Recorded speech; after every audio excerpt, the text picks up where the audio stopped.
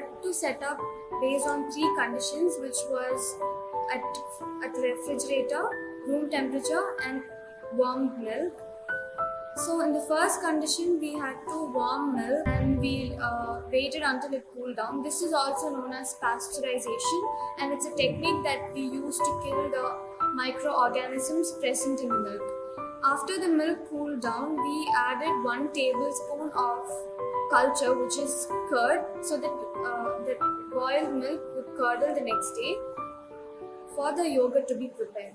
And then in the second condition, we had to add drops of curd mixed with turmeric to cold milk, which was refrigerated for more than an hour. And in the third condition, we had to add curd mixed with turmeric to milk at room temperature, and we had to leave it for 2 days.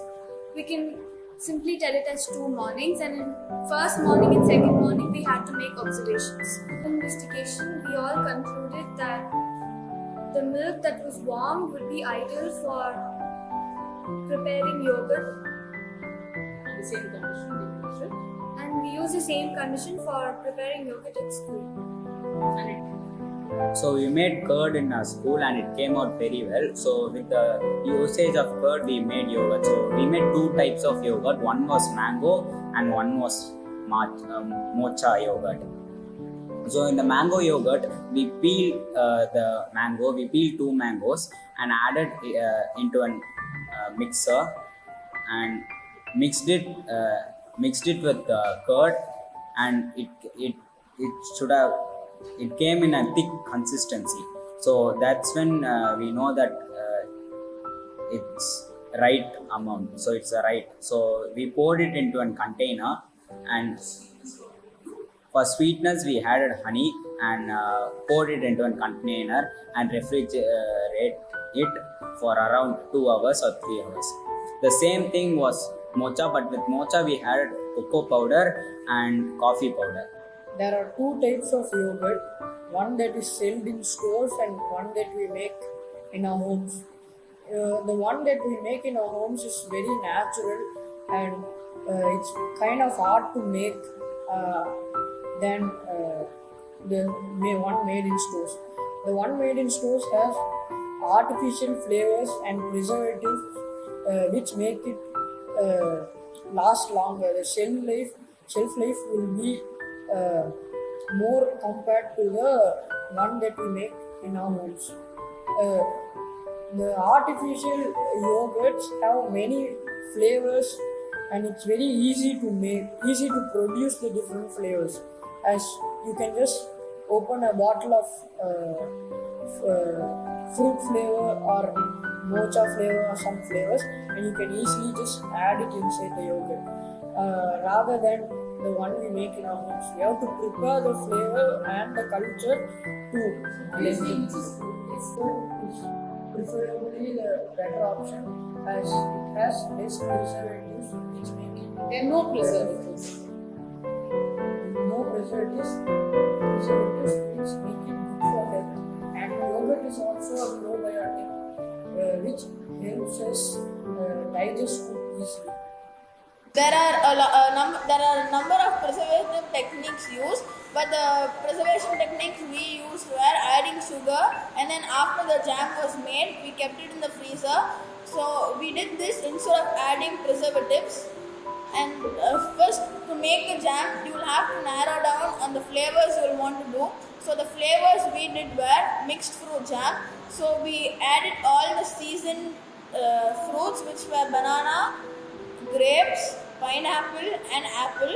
So we first peel the skin and then chop them into smaller pieces, so it could be easier to make the puree. So after doing so, we added the chopped fruits into a mixer and then pureed them. And after we pureed them, we took a vessel and then kept it on heat and then poured the puree inside and kept stirring them.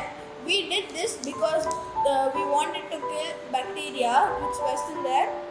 And then after it thickened, we added sugar, which is the preservative technique.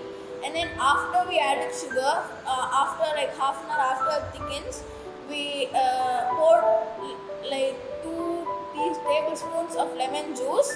We added lemon juice for two purposes. One for avoiding crystallization of sugar when we keep it in the fridge. One more is to add it is a preservation for jam instead of adding another type of preservation.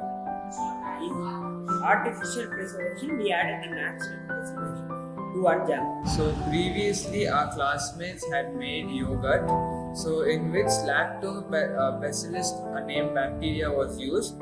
It is a rod-shaped bacteria in curd which converts lactose sugar into lactic acid. So for our project we had used yeast to make bread and garlic bread. So with this yeast via anaerobic respiration produces carbon dioxide which causes the dough to rise high enough so that it becomes fluffy. Then while baking this, the alcohol is produced which is vaporized because of the high temperatures, and the yeast is also killed. So a very important microorganism used in bread making is yeast. So first, for making a delicious bread, we'll have to add some amount of milk, warm it, and dissolve 1 cup of sugar into it, and add 2 tablespoons of yeast in the milk, and let it for some time, like 5 to 10 minutes, for it to anaerobically respire. So after 5 to 10 minutes, milk starts to bubble up. So then we'll have to add 8 cups of wheat flour and let it and make it into a dough or a batter. And then we should leave it for 2 hours so the yeast in the batter anaerobically respires. After 2 hours, the dough starts to come up. Then we'll have to preheat the oven and take a vessel and spread butter in the sides so the dough does not stick into the vessel. And then add the dough into the vessel. And then we'll have to add dough into the vessel and heat it in 180 degrees for 30 minutes. Then your wheat bread is ready. So there are actually 4 causes of food spoilage. 1 is when food comes in contact with oxygen. 2 when there is water loss or gain. 3 when microbes are involved. 4 and then the shelf life. So now let's focus on microbes. So there are both disadvantages and advantages. Let's look at the disadvantages.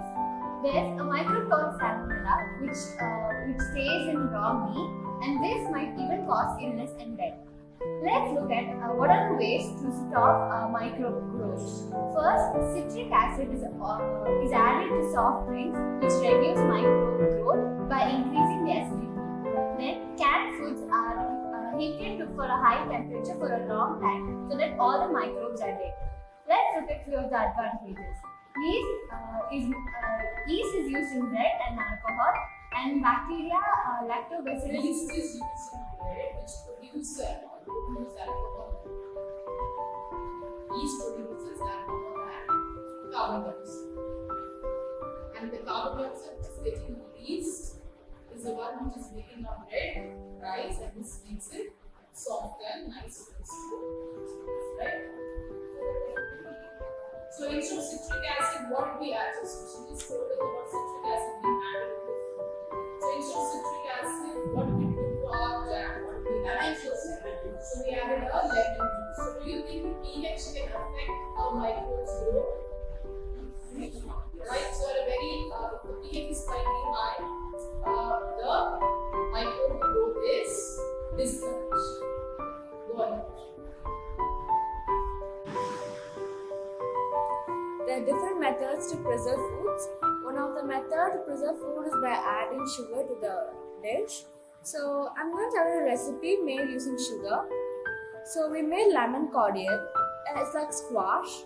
So first you're supposed to wash the lemons and get the yellow side of the lemon.